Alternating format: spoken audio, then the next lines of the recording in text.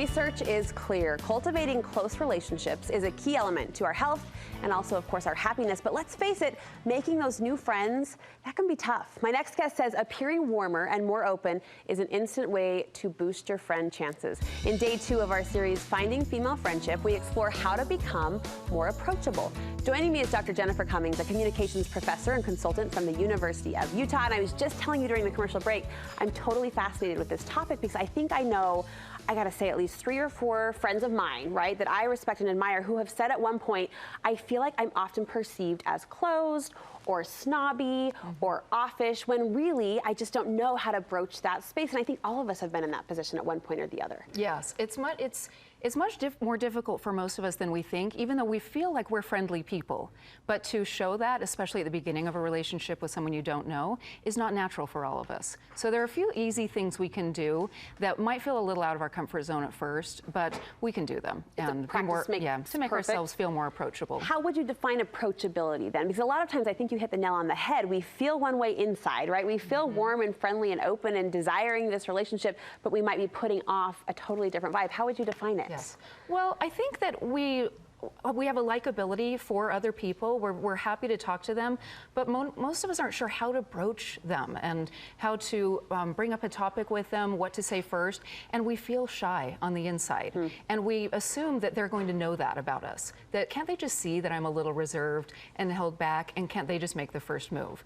And as you said, they're not really giving us that benefit of the doubt. They're looking at us and saying they're either disinterested or snobbish. Right. We don't jump to they might be insecure or they might be feeling a lack of confidence. We think they're just kind of an offish person. Strategy number 1, signal you are open. How do we do that? Well, I think there are probably 3 main ways. One is eye contact. Definitely just looking around at people is an invitation for them to connect with you. We all know in an elevator, when you don't want to talk, you just look ahead or look down. Yes. So just making eye contact and being open to the room or open to the other person. And that can take control and discipline and fighting through kind of that awkwardness. Yes, and you know why? Because most of us retreat into our phone.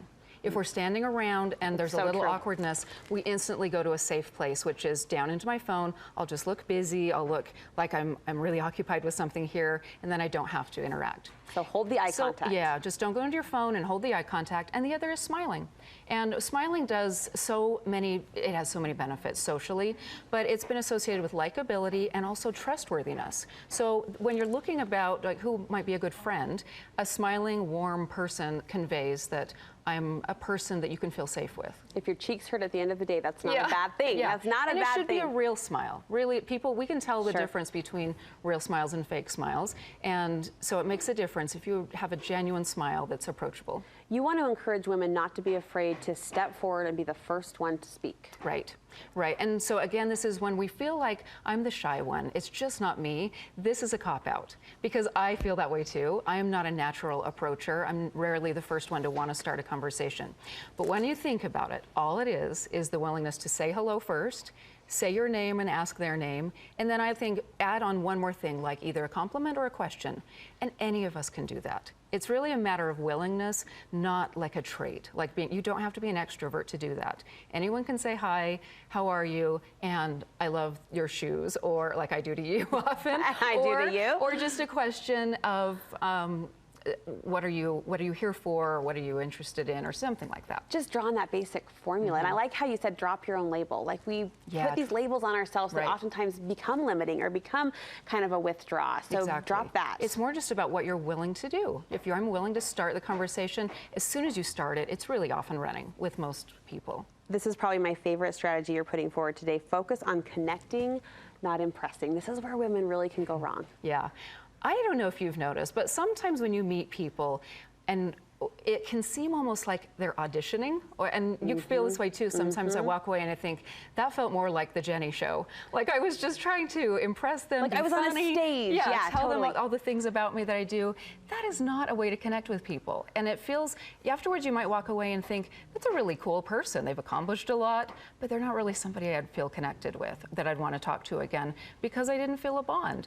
So to think the purpose of this conversation is not to impress you and dazzle you with with all of my qualities is to connect with you. So it's to figure out a little bit about you, what your interests are, and share some of mine. So it should really be an equal balance of questioning, asking each other questions, really deep listening, being genuinely curious, and then being willing to share a few things about yourself to keep it feeling balanced. What might be some examples of connecting questions? Because I think the idea of being a connector and not an impressor, it's as much about tone as it is context, like what you're actually saying. What are some questions we could say that might open up that connection as opposed to putting us on a stage and turning on our own spotlight? Right. I think asking people what they're interested in or what they love about what they do. So what do you love, if you're bonding over a hobby, what do you love about that? Or how did you get interested in it? Or what's it like for you to have twin 5-year-olds? Just anything that gets them talking about their life experience and what's important to you. And I love your theme this year. It's about connecting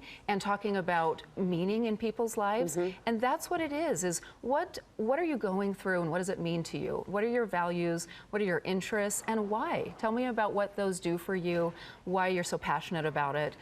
People love why questions, not when they put you on the defense, but when they're genuinely curious about why you love that, why you do that, what's your history with that. Those are great questions. Is there a correlation between approachability and positivity? In other words, if I'm a positive person, does that naturally make me more approachable to others? Positivity is attractive, as in it's an attractor. We're more attracted or drawn to people who are positive.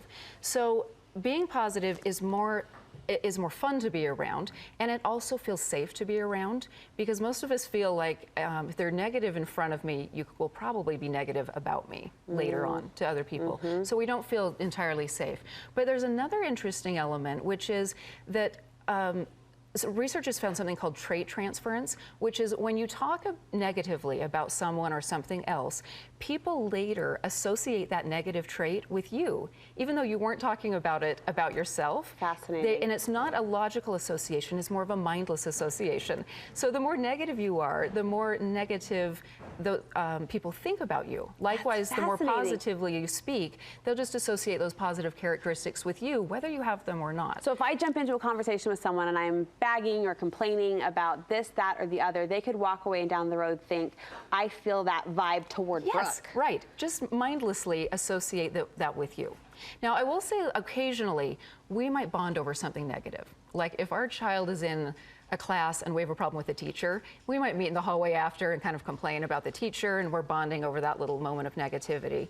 And sometimes that propels the friendship, and we might start that way, but you just want to be careful that it doesn't stay that way, that all we ever do then is complain about things, and the only thing we have in common is when we gripe and moan about things. I'm so glad you said that. That's actually a personal pet peeve of mine, because it is easy. It's easy to bond over something negative or something down. I think women, myself included, get caught in that trap sometimes, so be careful. Right. A little bit of it is realistic, but a lot of it just taints the whole friendship. And then what is it based on except for problems? Right. I once heard a dating coach here in the studio during an interview say dating is a numbers game. Does that apply to friendships too? Should we widen our math in hopes of attracting the right people who we can connect with? Yes. Well, okay. Everyone has, I think, a different friend capacity. And at different points in your life, don't you feel like you have more and less room for friends? Yes. And some people's personalities have more and less ability to have friend networks. So we're all going to be a little bit different. The research tells us that we continue to make friends through life until adulthood, like our friendship circles get bigger until adulthood, and then they start shrinking. So most of us are vulnerable to having too few friends, maybe, and it'll just whittle off because we get busy with family and work relationships. But friendship is one of the healthiest relationships. It is tied in studies to health benefits, mental health benefits, longevity, so many things. Plus, think of all the networking benefits, the things that your friends give you tips on, the ways that they help you solve problems and just pick up your mood, give you something fun to do. So there's so many benefits. In terms of how many, it's really what your life can afford right then. But don't be stingy about it. And I think another point I would make is broaden your circle of friends in terms of their interests, who they are. Cast a wide net, because in most of our personal relationships, we really want somebody that's a lot like us. Their core values are like us. And with friends, you have a little more variability, right? You can have a wide variety of friends with political and religious and social interests that are different than you, and it actually enhances and broadens your scope without confining you, because you don't necessarily make life choices with them and have to live with them. Sure. So it's a fun way to be diverse. So think about socioeconomic and race and gender and age. Just anything goes with friends. Awesome. Jennifer, great advice. I really appreciated this conversation. Thank you so much.